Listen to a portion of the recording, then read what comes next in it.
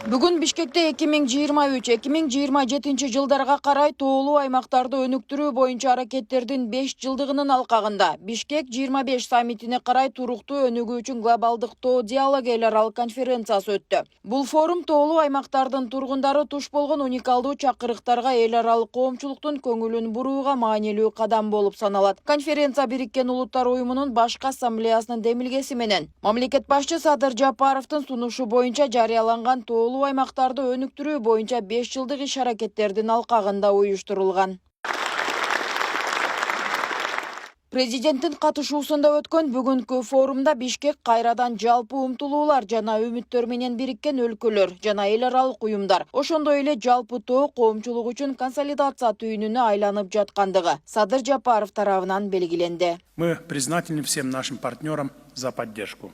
2000 жылдардын башынан тартып Кыргыз Республикасы Бириккен Улуттар уюмунун алкагында ыраттуу кадамдарды жасап, тоолорду туруктуу өнүктүрүү чөйрөсүндө глобалдык күн тартибин акырындык менен кеңейтүүгө жетишип, тоо маселелерине дүйнөлүк коомчулуктун көңүлүн буруу боюнча жигердүү иштерди жасап келет. Биздин демилгебиз менен Бириккен Улуттар уюмунун башкы ассамблеясы тоолорду туруктуу өнүктүрүү резолюциясында 2023-2024 жылдары тоолорду өнүктүрүү боюнча иш аракеттердин 5 жылдыгы деп жарыялаган. Биз бардык өнөктөштөрүбүзгө колдоосу үчүн ыраазычылык билдиребиз. Бүгүнкү конференция ушул 5 жылдыктын алкагында өтүп жатат.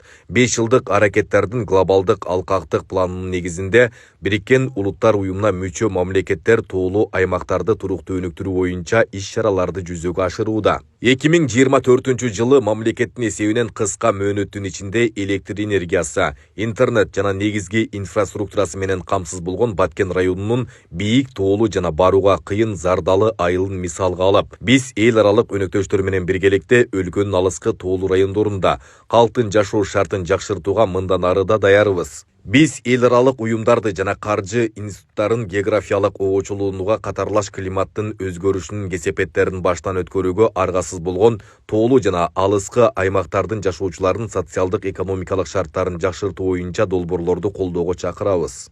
Кыргызстан стал первой страной в мире, которая разработала проект по телемедицине. Аны улай мамлекет башчы сүйлөп жатып, тоо күн тартибин глобалдык деңгээлде илгерилетүү үчүн күч аракетти бириктирүү боюнча бир катар сунуштарды берди. Тоолуу аймактардын туруктуу өнүгүүсүн камсыз кылуу жана климаттык кризиске туруктуулукту жогорулатуу үчүн эл аралык каржы институттарынын колдоосу менен айыл чарбасында, жашыл экономикада жана энергиянын кайра жаралуучу булактарында инновацияларды ишке ашыруу, тоолуу аймактардагы долбоорлорду, анын ичинде климатты каржылоо механизмдери аркылуу туруктуу каржылоону камсыз кылуу, тоолуу өлкөлөрдү өнүктүрүү фондун түзүү, дүйнө өлкөлөрүнүн тышкы карызын жашыл демилгелерге алмаштыруу боюнча биздин демилгелерибизди колдоону сунушу. Тоолордун экосистемасын коргоо жана климаттын өзгөрүшүнүн тоолуу райондорго тийгизген таасири боюнча эл аралык изилдөөлөрдү, анын ичинде климаттын өзгөрүүсү боюнча өкмөттөр аралык комиссия аркылуу кеңейтүү зарыл. Бириккен Улуттар уюмунун алдында буу тоолор координациялоо механизмин түзүү, өнүккөн жана өнүгүп келе жаткан өлкөлөрдөн, ошондой эле эл аралык өнөктөштөрдөн турган тоолуу өлкөлөрдүн кеңири коалициясын түзүү, тоо жаштары, аялдар жана климат эл аралык платформасын түзүүгө чакырык. Эл аралык иш-чарага 50ден ашуун мамлекеттин жана 30га жакын уюмдардын өкүлдөрү, окумуштуулар, эксперттер катышты. Анда климаттын өзгөрүшүнүн тоо экосистемаларына жана алардын жашоочуларына тийгизген таасири, суу, азык-түлүк жана энергетикалык коопсуздукту камсыз кылууда тоолордун ролу жана экосистемалардын деградациясын алдын алуу темалары көтөрүлдү. Акыркы 22 жылы ушул COP28 Дубайда ошол ООН резолюциясы менен тоолуу аймактарды туруктуу өнүктүрүү деп кабыл алынып, 23 жылдан 27 жылга чейин тоолуу аймактарды өнүктүрүүнүн 5 жылдыгы деп белгиленген. Ошол 5 жылдыкта аткаруучу мамлекет катары ушул тоолуу аймактарды өнүктүрүүнүн группасын түзүүнүн демилгечи мамлекет катары биз ушул 5 жылдыкты өткөрүүнүн үстүндө иштеп келебиз. Биз президентибиздин жарлыгы менен ушул жол картасын жана ошол иш-чаралар планын бекитип, иштерди алып барабыз. Бул негизинен бул жумуштар биздин эл аралык аянттардагы ушул экологиялык же климаттык өзгөрүүлөр боюнча болгон бардык чыйындарда коомчулуктун көңүлүнү ушул тоолуу аймактардагы болуп жаткан көйгөйлөргө буруу. Ошондой эле форумдун жүрүшүндө мөңгүлөрдү жана суу ресурстарын изилдөө жана мониторинг жүргүзүүнү күчөтүү, тоолуу аймактардын туруктуу өнүгүүсүнө каржылык жана техникалык колдоо көрсөтүү маселелери талкууга алынды. Анын алкагында 2027 жылы өтө турган 2 глобалдык Бишкек тоо саммитине Бишкек 25 даярдык көрүү жана кызматташууну кеңейтүү боюнча сунуштар жана биргелешкен демилгелер иштелип чыккан. Биздин форумубуз 12 панелдик сессиядан турат.